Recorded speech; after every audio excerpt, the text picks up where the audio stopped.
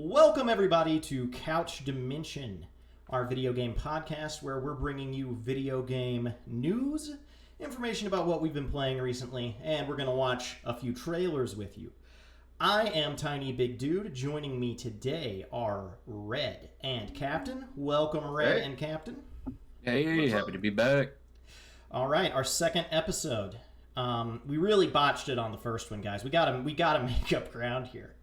And to make up that ground, we're going to move right into some news. We've got some big news coming from Red. Red, you brought this one in. Tell us about it. Yeah, so the topic here is layoffs. There's been a lot of layoffs in the tech and gaming. Let's kind of lay the environment out. Last year, PC Gamer estimated somewhere in the ballpark of 11,000 layoffs in the whole industry.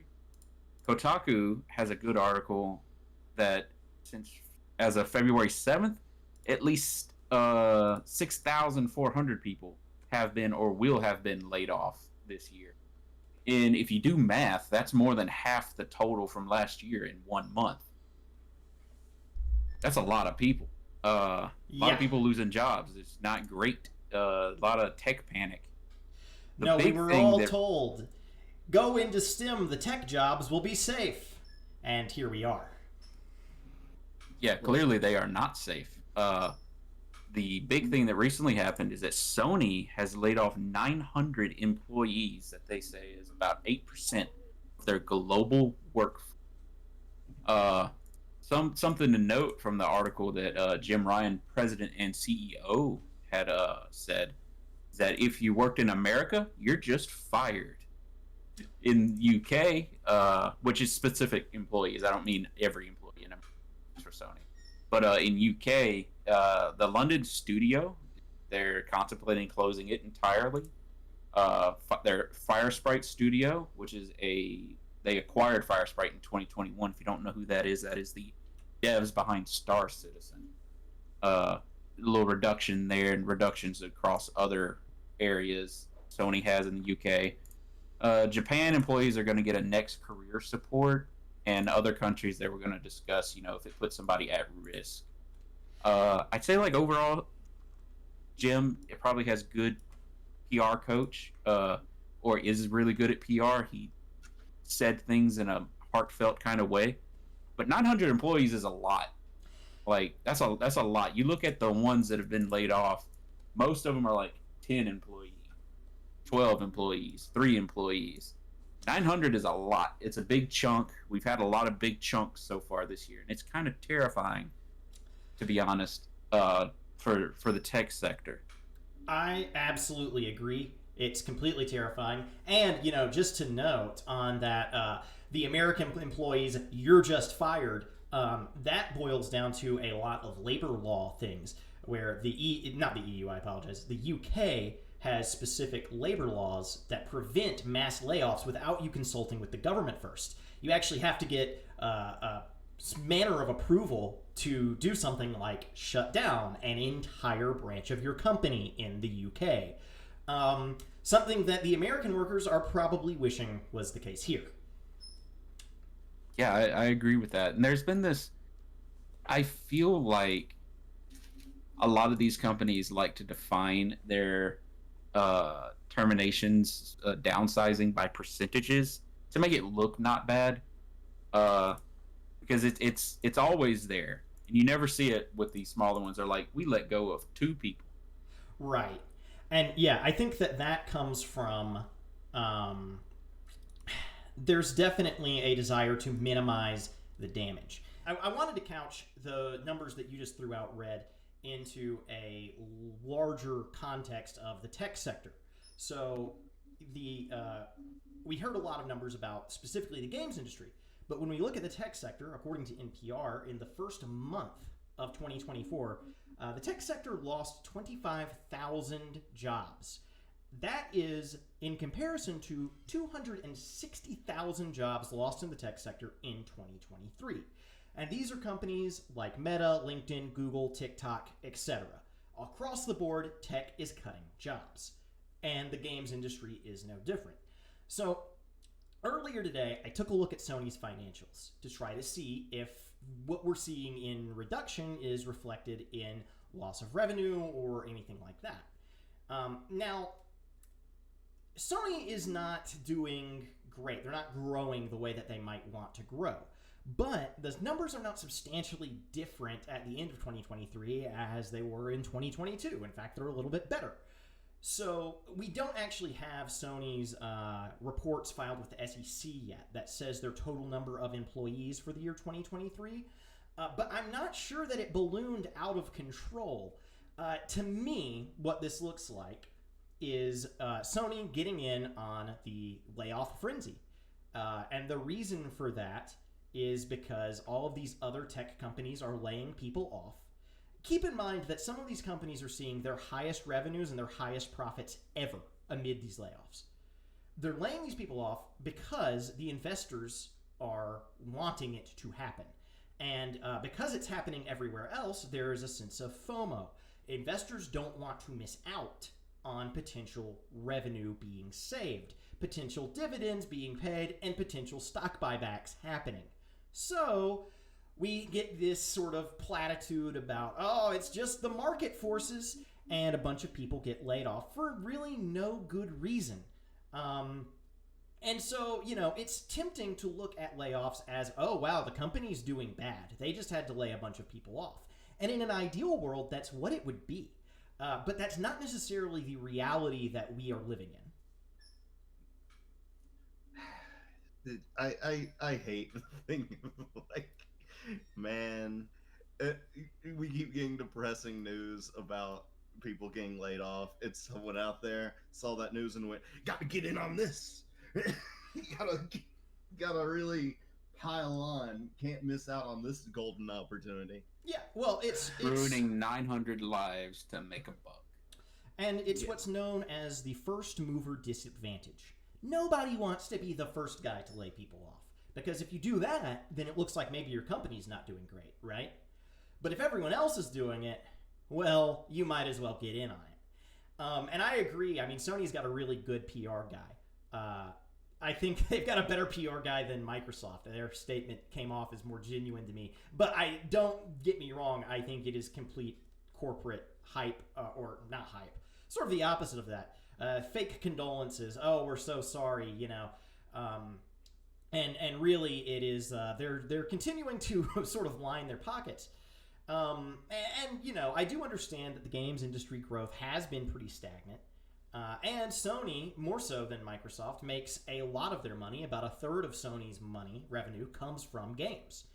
So that isn't necessarily an easy thing to deal with. I just don't see how these numbers are fundamentally different from 2-3 years ago. So if you're doing the layoffs now, the question is really why? Yeah.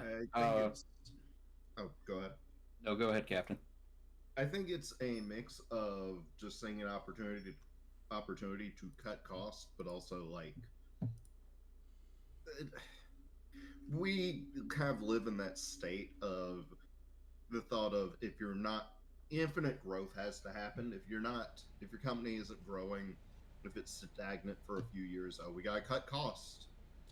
His number has to go up. Yeah. I'm probably oversimplifying. No, I mean, I think that's the thing, right? Is that there is, in business, a certain amount of jargon and a certain amount of throwing what are complex terms around, but they really mean simple things. And I think that you're 100% there. The number has to go up. If the number's not going up, then we need to make the number go up. And it's sort of all about, to me, this is shooting yourself in the foot, right? Because you're firing people now, laying them off, to create short-term value for the company, for the shareholder. But what does that do to your long-term value? You just shut down an entire studio in London that was working on, as I understand from the press release, VR games for your VR console that has no games. And so you're really, to me, making a sacrifice of long-term value just to make the shareholders happy for the quarter.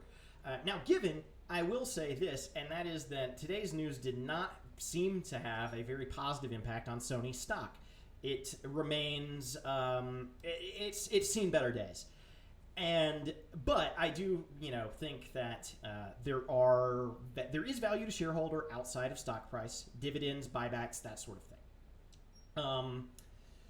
But yeah, I think that I do want to make a delineation between this and Microsoft's layoffs, where Microsoft laid off 1,900 people working at Activision, most of them working at Activision Blizzard. They lost some people at ZeniMax and and at Xbox as well. And that came from the acquisition, right? They acquire the company, and then they don't really need these 1,900 people that work there.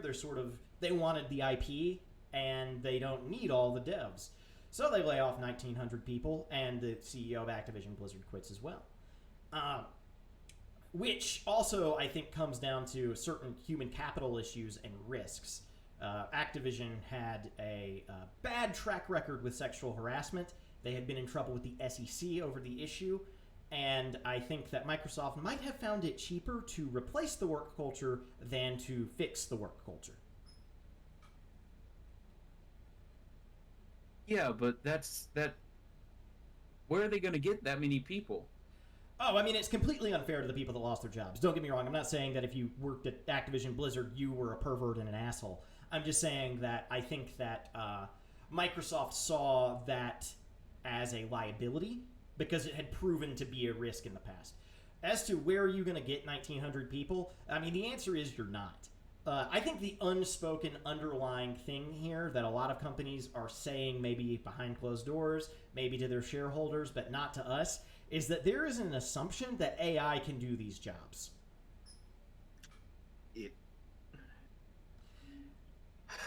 And that's hidden in Sony's statement, where they say that part of why they're doing these layoffs is because, we have new technological processes that are going to streamline the workforce and make things easier for everyone. And to me, that is code for we are going to try to use AI to make video games.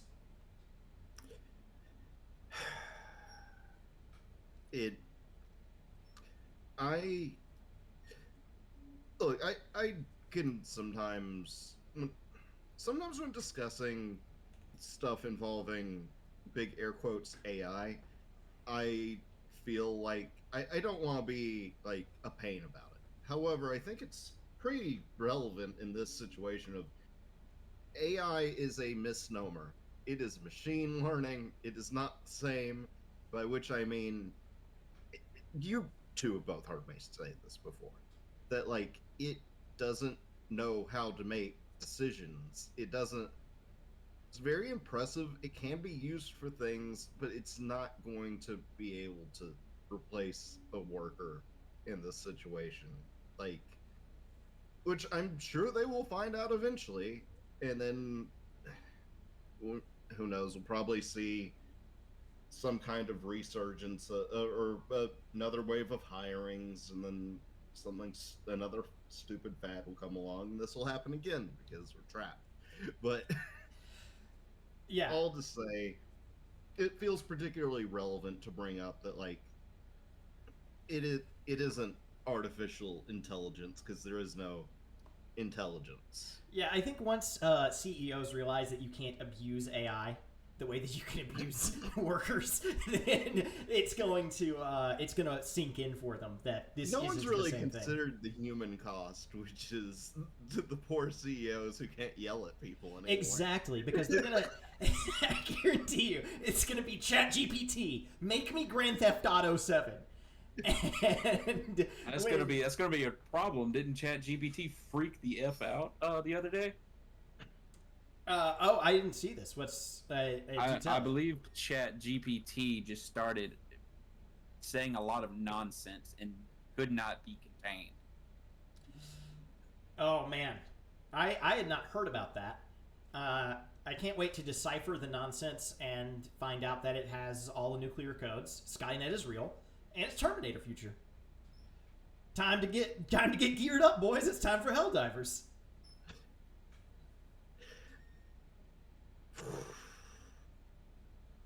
don't Yeah, want to live in that world.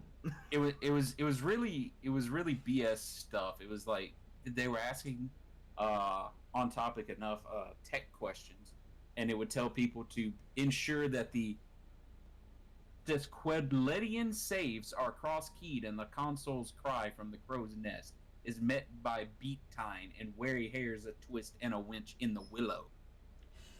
That's pretty cool. Yeah, You know that's what? actually no. Don't roll back that update. Keep that one. that's sick. And it means, trust me, it means something to our automaton overlords. You asked the question and you answered in an arcane spell. Hell yeah. Solve my riddles 3.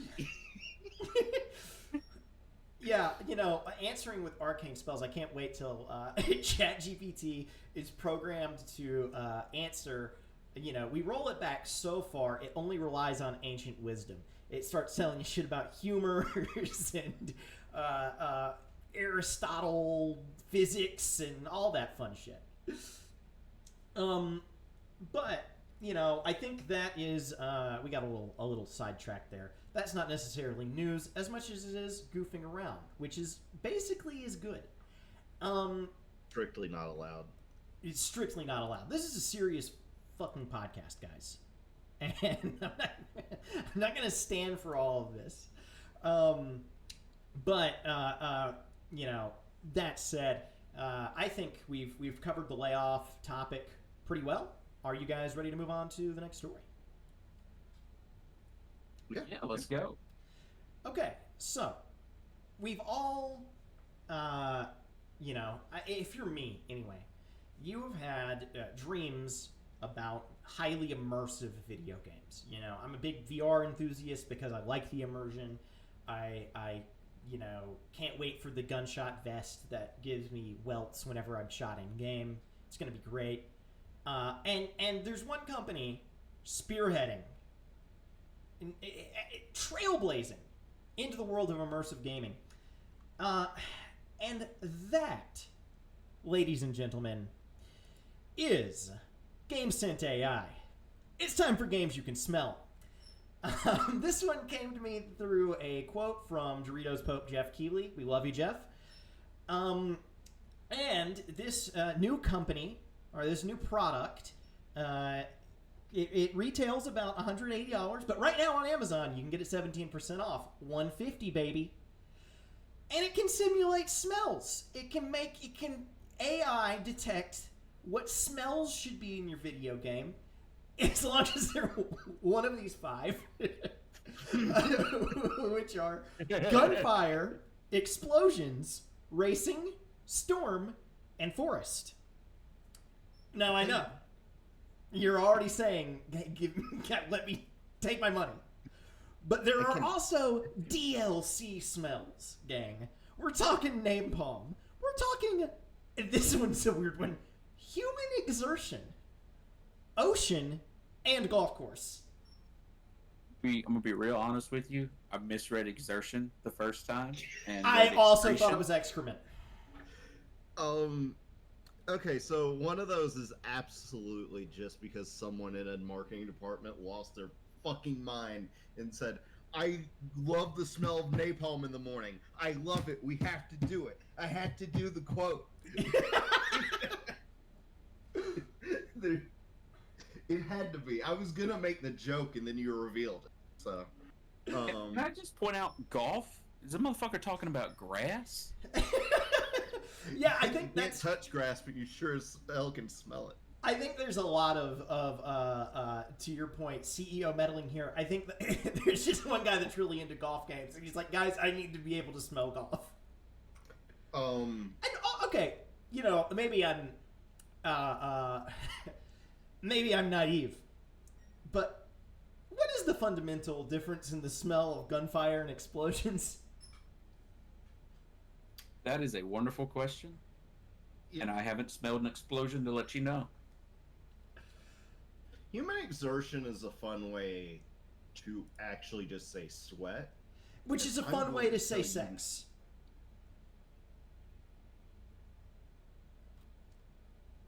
Captain? We lost thinking. him. We lost him. No, I'm thinking. You hit him with the sex word, and he died. No, I'm thinking. No, I was looking.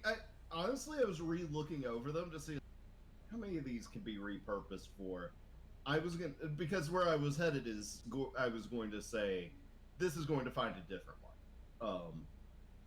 This is going to find a different market. Yeah. I mean, well, okay. To be fair, I don't know how much smell there is to the sensory experience. I'm not sure how widely adopted this will become in that realm. Like, is it gonna have to be refilled with like Glade plugins or something? I think that is exactly how it works. I'm looking at a picture of it now, and it appears to be a box that you fill with cartridges, and those release smell. $150, you can buy our smell box. It's got an assortment of smells in it. Enjoy. To be fair, I do think that gunfire and explosions, napalm, would actually do a lot to improve the smell of many gamers' rooms. You know, thinking about it, if you had a box that smelled like gunfire, sweat, and golf, that would just be like most people's dad's luggage. Here's my dad's smell box. Here's my dad box. My dad doesn't love me enough to let me smell him, so I have to turn to the box. My dad smells like an ocean. You know, all that said, I have, you know, like, it would be cool to, like, I'm playing Sea of Thieves and I can smell the sea foam, kind of, maybe, but I don't think actually that it would, because that's making the thing about a video game is that it ends when I turn it off, right? Yeah, I can't unsmell my room. Also, the idea of AI powered smells is kind of concerning. And like, will it just be blue? Is a smell, or is it what does it mean? What I think it means is that it's. Sorry. No, you go ahead. You go ahead, Kevin. I was just gonna say, I haven't done enough research on this, but I'm just gonna go ahead and tell you right now, AI is not involved in this in the least. They just threw it in the name. I do not believe AI was a part of it. I am gonna beg to differ. I think that what this does is that it probably. This is my guess. Oh, you know. My guess is that it routes your audio from your game through this device, and then based on audio cues that the device picks up, the sound of gunshots, waves crashing. I don't know how it does it with golf, I'll be honest. I don't really know how the smell of golf, how you get that from a sound cue. I might have to reevaluate. It's going to stick grass up your nose every time the announcer goes par. Let me give you that. I'm working on my ASMR. And napalm's real specific, you know? Yeah, napalm's... Yeah, so they trained an AI enough to hear the difference. Smelled napalm to confirm it. Yeah, the difference between an explosion and napalm is, I don't know, as far as sound cues go. I'm not really sure. You know, guys, I'm starting to think this thing doesn't actually work. I'm still thinking about racing, because racing is just like exhaust. Leather burnt rubber and exhaust. Yeah. Now, the other concerning thing is that if this piece of technology captures your screen, it's going to get you banned in almost every live service game. No, it's got to be audio. It's got to be audio. Yeah. I think if it's capturing, if it does anything with your screen, it could potentially get you banned in any live service game. Which I think would be actually hilarious. Because I love the idea of like appealing to the mods, because like I was just trying to get the smell of the game. Okay, I am going to. It has to happen. This conversation has to occur. What are your future DLC packs? And let me say, if one of you motherfuckers leans into bathroom humor, I'm sending you to podcast jail. So don't do it. Okay. Yeah, man. Oh, what do I want from my future smells?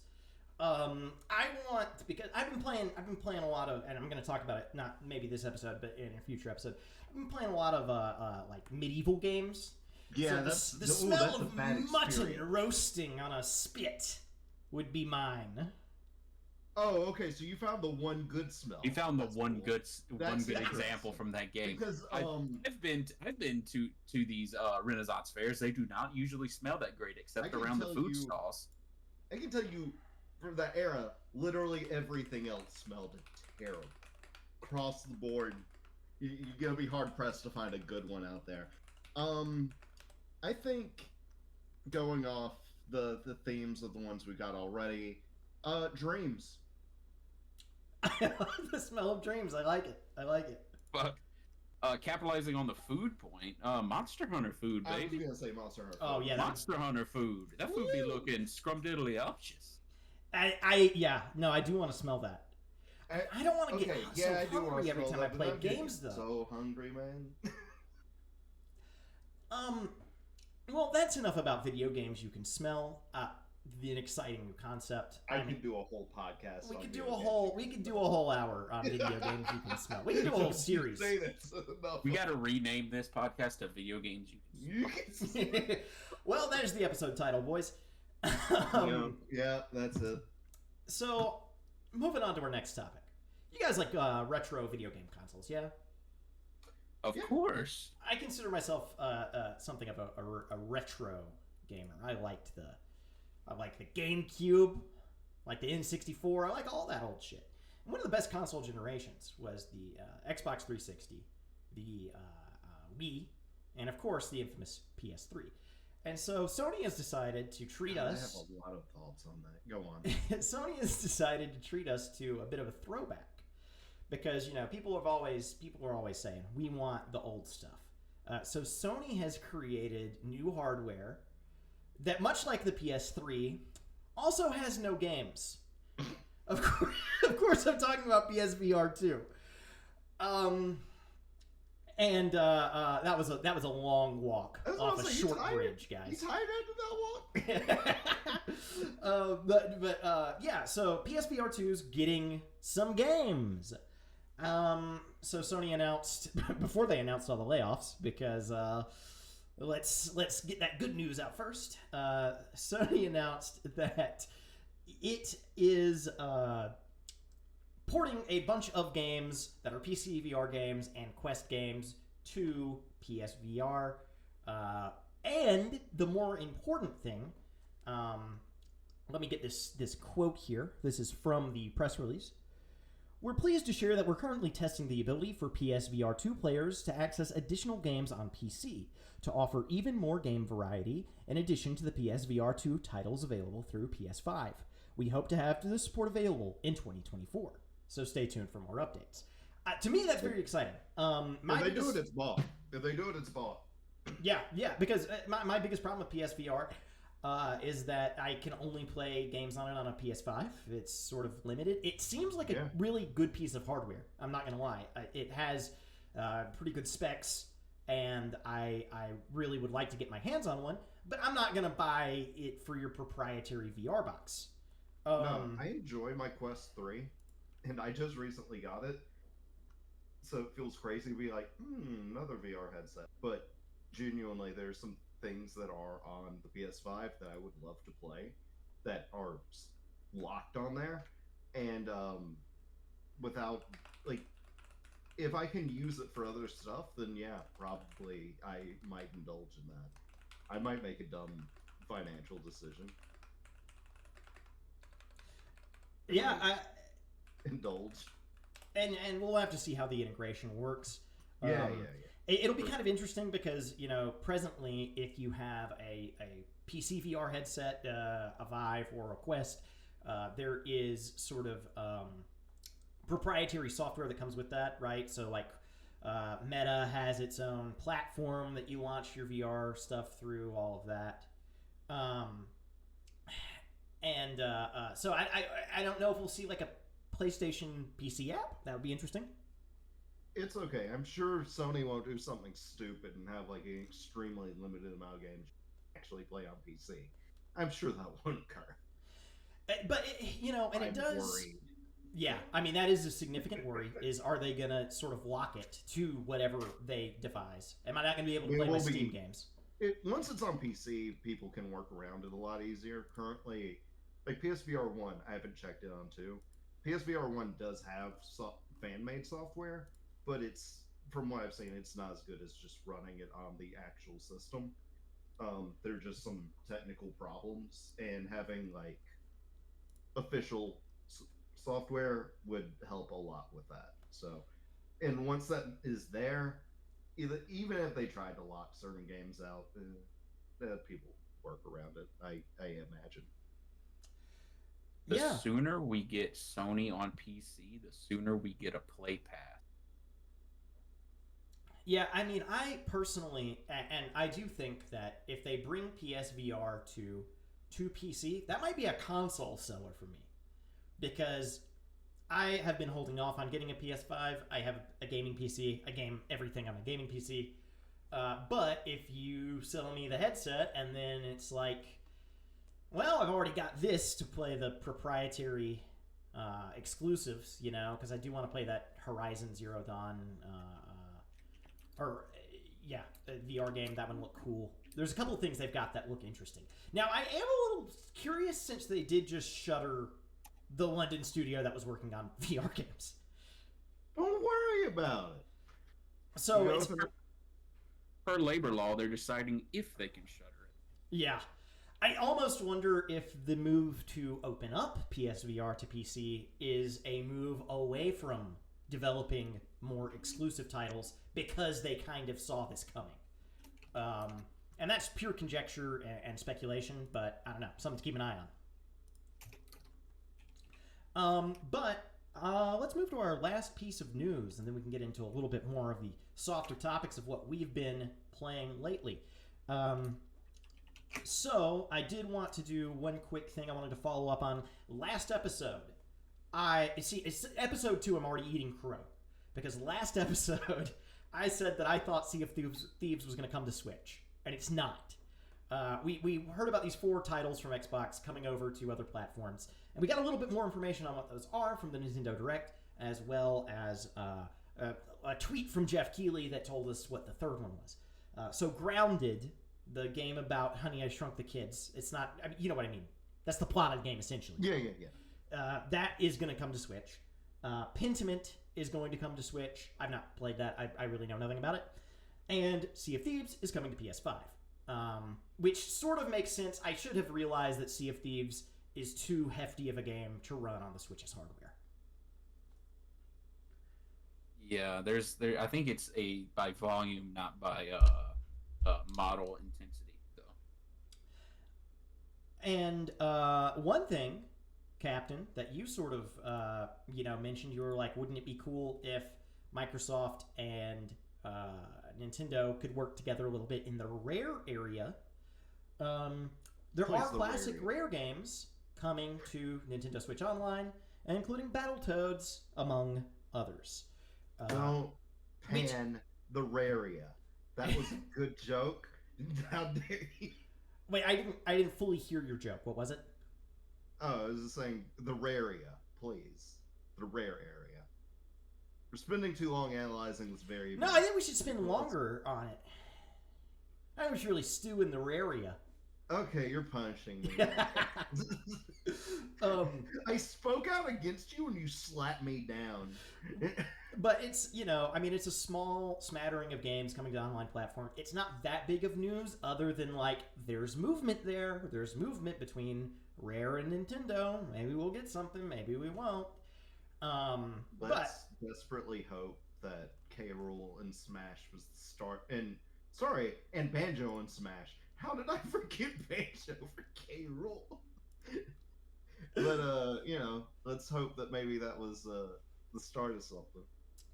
All right. Well, we've got a lot of trailers to get to today, but before we do that, I want to make a brief step on what we've been playing lately.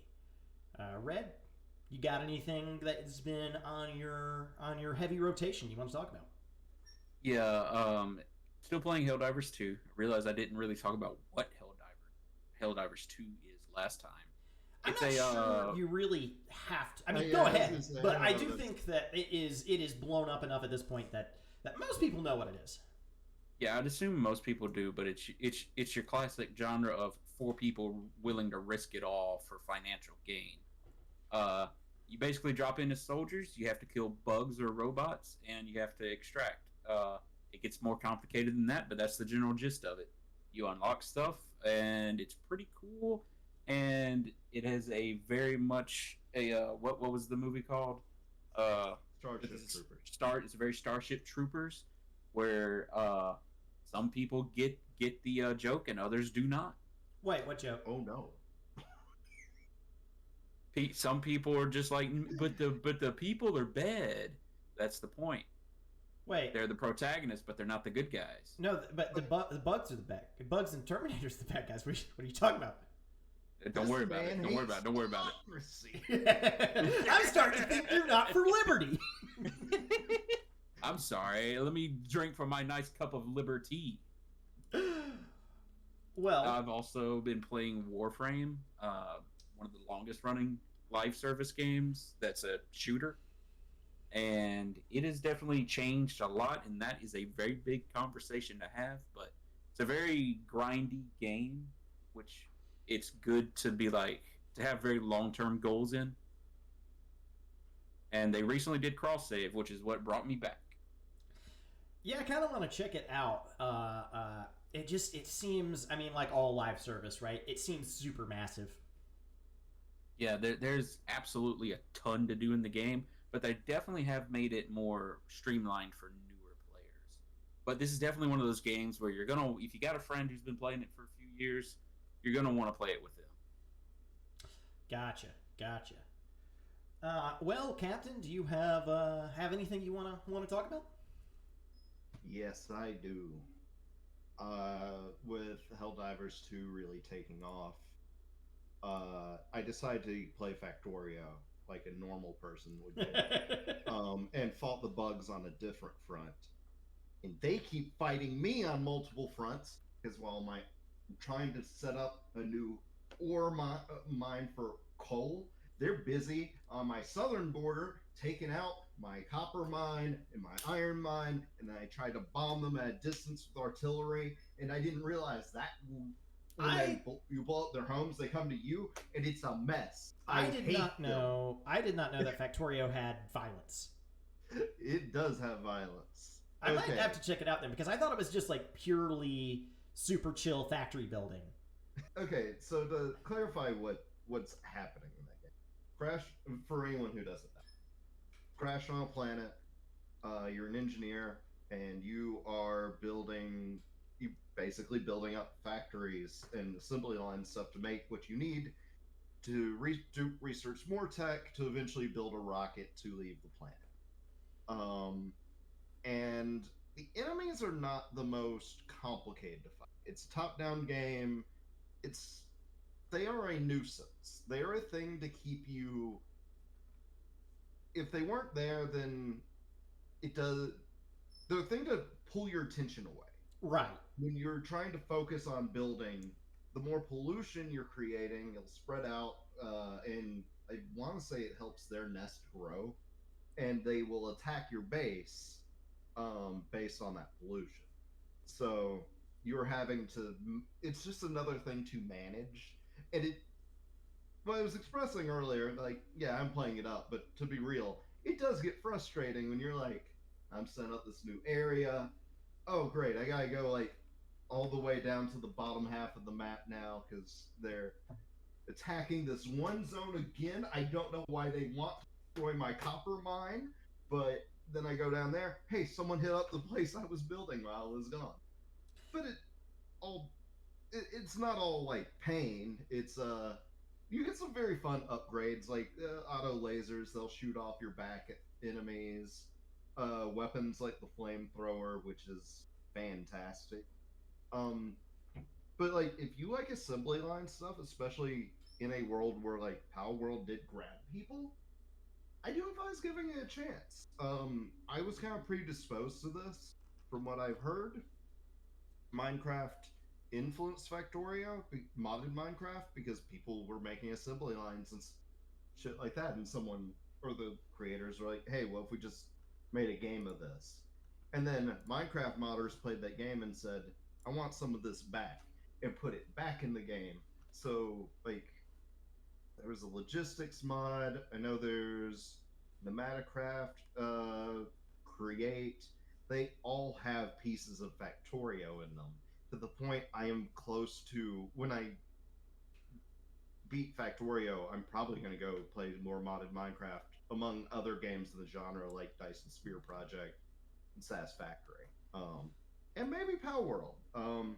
It would be fun to play with friends. But yeah, sorry, a lot to say there, but it's been eating my time.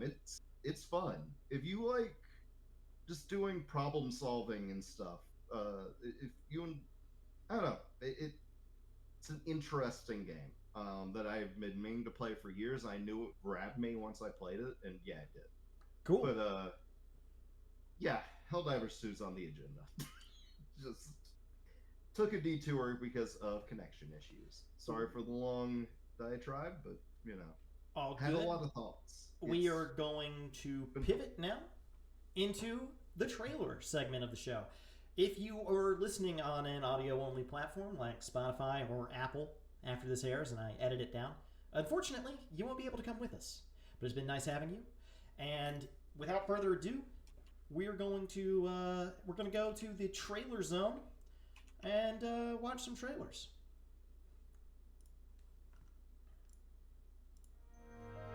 Oh, sacred kinship stone, bind thyself to this young spirit. It's way too loud, sorry. Click. Oh, sorry.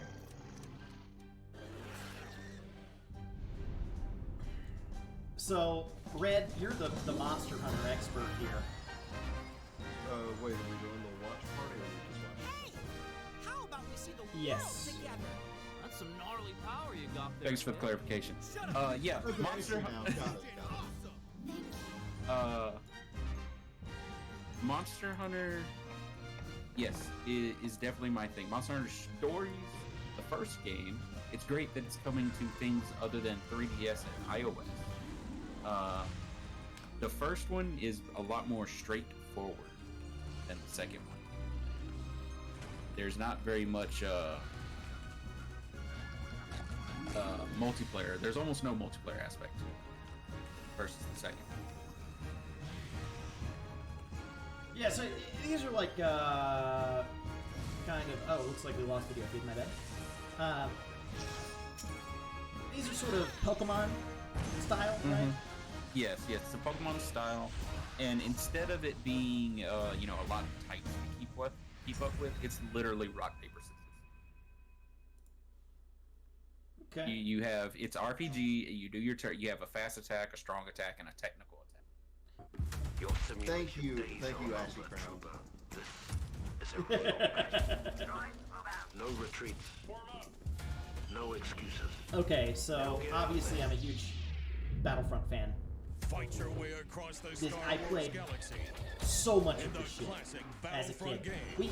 Me and my With friends massive would 64 create like a player blanket online fort to feel like we were in an AT-AT, And split and then screen specifically local go gameplay. to Hoth, and they had another map where you could use Fight them. with It was heroes. awesome. Never tell me the odds. And battle with villains. For you being Get ready for the Star Wars Battlefront Classic Collection. Launching March 14th. But the lead that gets buried in that trailer is that 64 player online. Oh yeah. That is definitely the biggest thing about it. Being able to get that many fuckers in one place. Yeah, I mean that was one of my dreams as a kid, to play Battlefront with the AI be actual people. So that's gonna be exciting.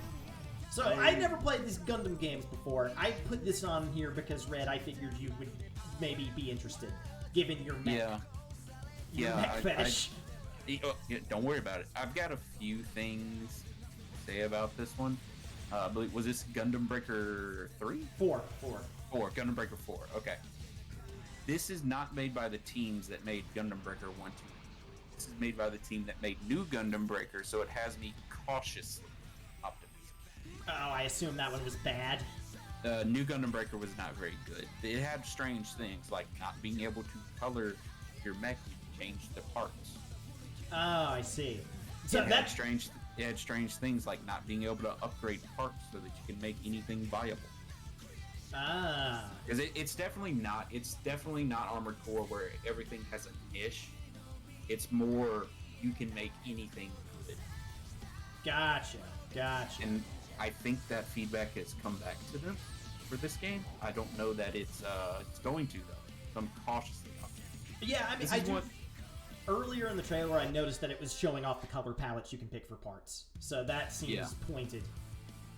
Yeah. I'm hoping that they've gotten that feedback and they're gonna make it more like the other team used to. But that, remains to be seen for the final product. But it seems like the trailer paints a better picture.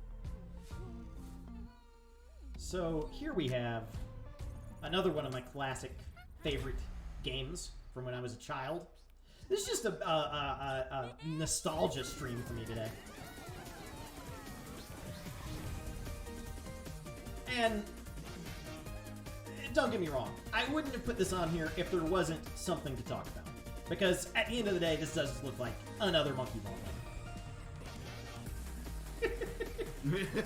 That's fine. Baby Monkey is a psychopath. He will murder you. Ash.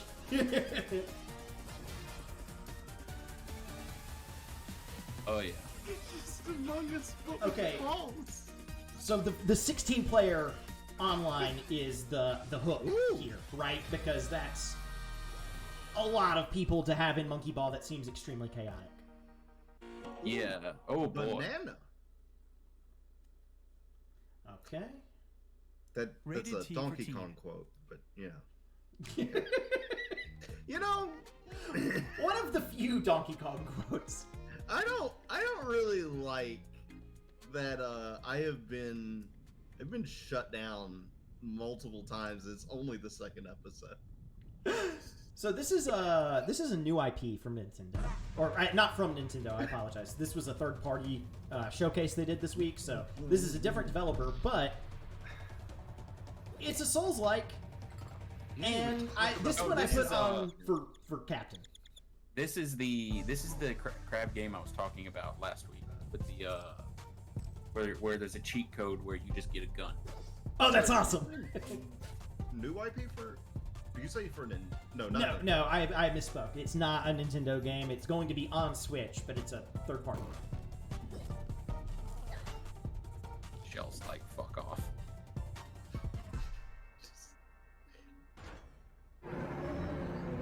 So that looks badass. Oh, I like the glowing in the dark. And that man had utensils stringed to his claws. Yes. Obviously I hate ocean pollution, but this game does make it look cool. Yeah. this is charming. Whew. Please throw your old bases in the ocean so that the crabs have superior defense.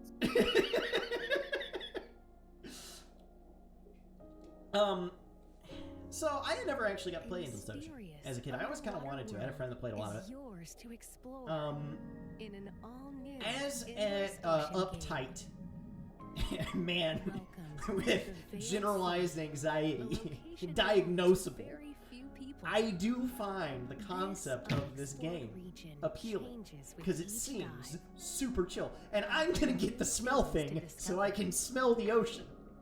Okay. 30 players online. And 30-player online is pretty cool. So I was gonna bring up a game, but Ashy crowned Sparrow Larks in the comments on the stream beat me to it saying Subnautica. You should play Subnautica. You should. It's a cool game. That shark it keeps showing It is a little will. messed up. It might build your anxiety a little bit. Yeah, Jesus that's not a Christ. shark. That's Whale a shark. Oh my gosh. That's like an old school, like a prehistoric bitch. They got prehistoric bitches in this game. Oh, what's up, Kellerina? What will you find on your undersea journey? Endless ocean Like, luminous. I wonder if they will do any Systems. pseudo jump scares. Like for fish. Finally. Finally, this album isn't for people. It's for fish. That's a Metalocalypse joke that no one's going to get. Anyways, next trailer. Peggy 16. I almost said I get the joke, and then it like, yeah, of course I got the joke. It's not like it's a thing we don't reference to each other And radiant, he consistently. wields the laugh to shrive clean the hearts of men. Yeah, guys. So new Animal Crossing is looking sick. There's nothing more terrifying. There's so much cool shit in this trailer. There really is. I'm really glad that we're not going to talk about why this guy is in this show. Yeah, I definitely beat Elden Ring, so I definitely understand everything happening in this trailer. You've definitely seen this area before. In that forsaken place. Would you say he's coming out of his shell, but he is not doing just fine? I say he's doing Finally, quite a bad. laugh. Finally a laugh, and maybe on the worst joke I... Yeah, especially because your delay means that was just hours ago. Yeah, I for this realize. I realize. Well, I can go for it. If they add a steering into Elden Ring, I'm in. I mean, I'm already in, but you know.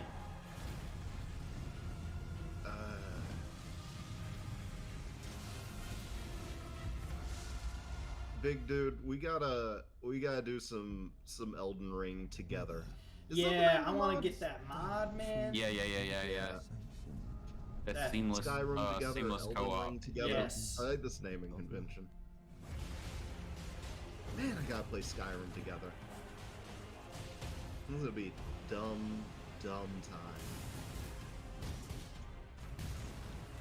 I wanna know if I can wabajack other players. I presume you too. That would be hilarious. I have a feeling you're gonna break it if you do. Just what Well. kind Mikola is doing here. Oh, okay, PSVR maybe. Smell AI with Skyrim? Oh no. Those You don't crypts want to be smell anxiety. how the fantasy worlds smell? In a world of no deodorant, will the game smell machine compensate for Human exertment, man. that human exertment? They got you covered. You know, there's one guy I really don't want to smell in Elden Ring. He eats some stuff, and I'm not a big fan of it. You mean the totally normal thing-eating guy? Yeah. Totally the normal meal eater?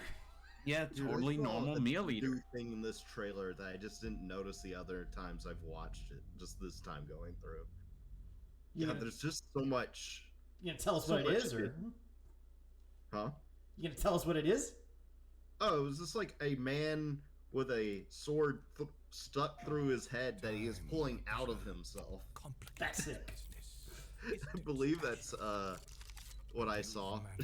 So this is from the PlayStation announcement. Again, not the layoff announcement. That wouldn't it be fucked up though if they did the layoff announcement? They're like, and here's our new games. But no, this is from earlier in the week. From their They should VR really count thing. announcements like that in the trailers. And this is also PC VR, by the way. Ooh. Y'all kept asking for time off from making these VR games. Well, go home forever. And okay, I'm so if you're interested. if you're a VR fan, you know how impressive that mirror shot has the potential to be, depending on how it was made. Be careful. Not all Yeah. is what it seems. You. Yeah, especially since it's not just hands in the mirror. Yes, I love that this game appears to have full body representation. Because, I mean, floating hands is fine. I've played several floating hands games. But I love the kind of physics things that it looks like you can do here. Oh, we're going full Boneworks. Perhaps. I don't know. I don't know if anyone... Maybe. Going full Boneworks is a lot. Or I guess Bone Labs now. In for one hell of an adventure. So it's not just post-apocalyptic. It's Quantum Leap, baby. Wait, hold on.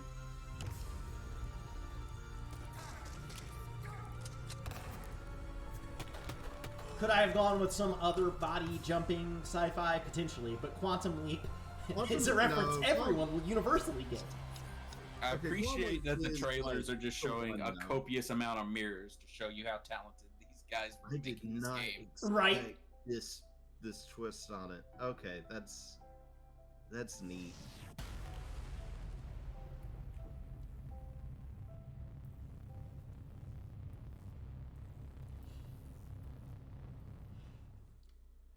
Ashy Crown knows what I'm talking about. Or Ashy Crowned, sorry. Yes. Thank you for getting my Quantum Leap reference. I can't wait for Scott Bakula to show up. Now you got me. Now I'm busy thinking about Quantum Leap. It's a weird show.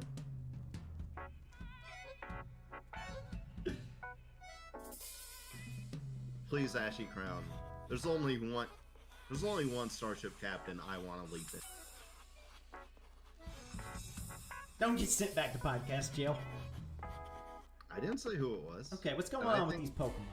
So this is just an announcement trailer.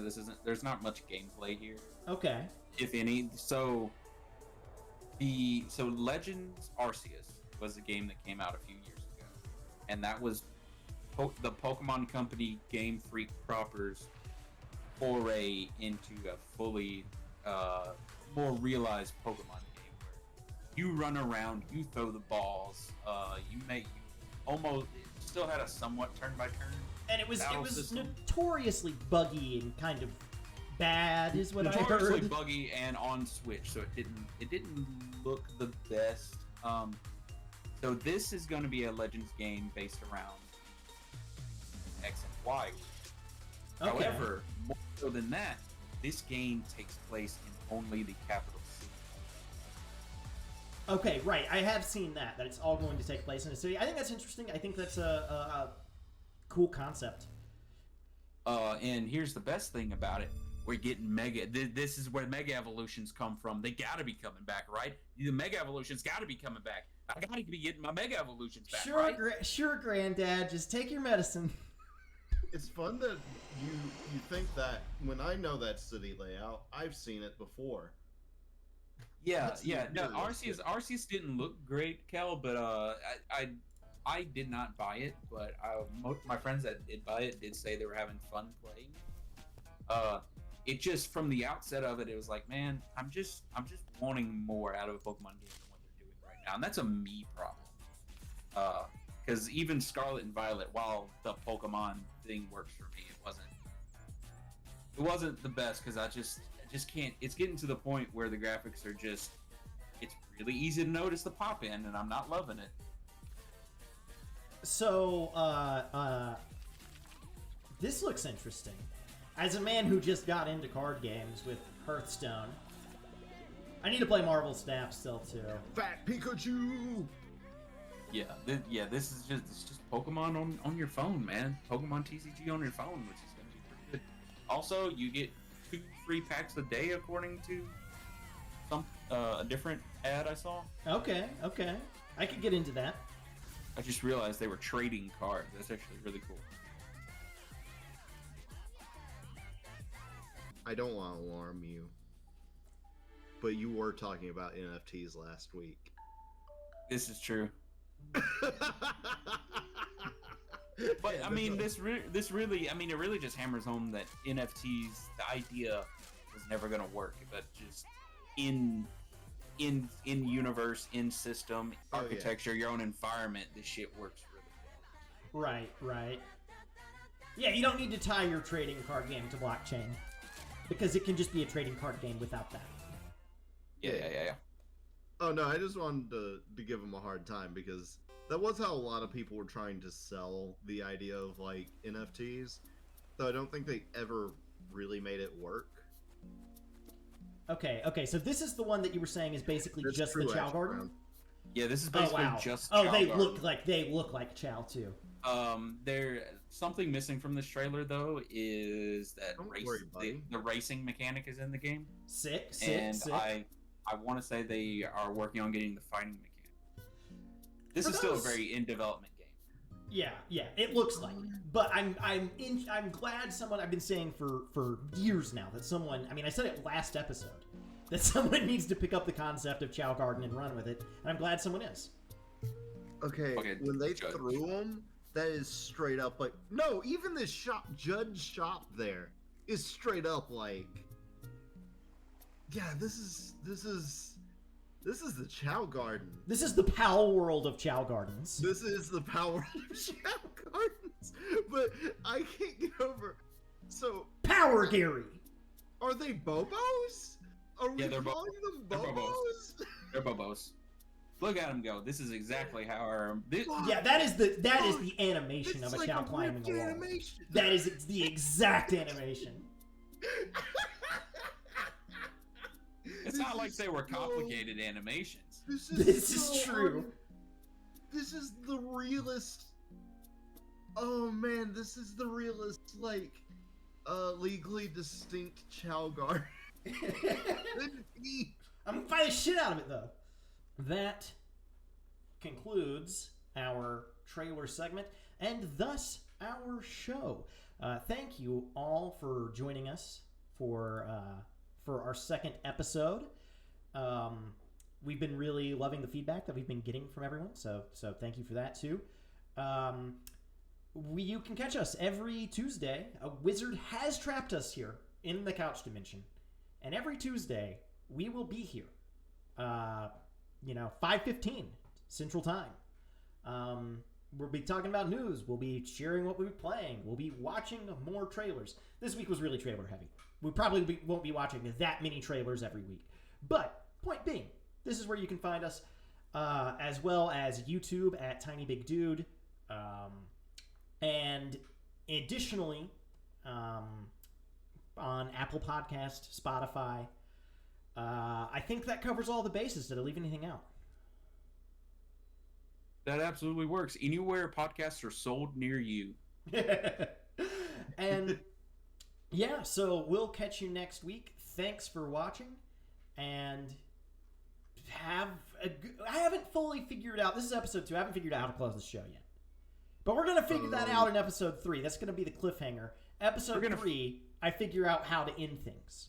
It's okay, I'll resolve it by putting you on blast in the future. This man say he was a retro gamer, and I just want you to hold on to that, because many times we will find this to not be true, and I will call him out on it. So Ashy just go Crown, ahead and thank mark you that for the down. sub. I very much appreciate that. Yes, thank you for the subscription. Okay. First one. Yeah, that's our first one as a podcast. So, yes, thank you from the bottom of my heart. And have a good day. I'll catch you guys from later. the bottom of his heart. Go pet your bobos. Go pet your bobos. Bye, everybody. Bye. Bye.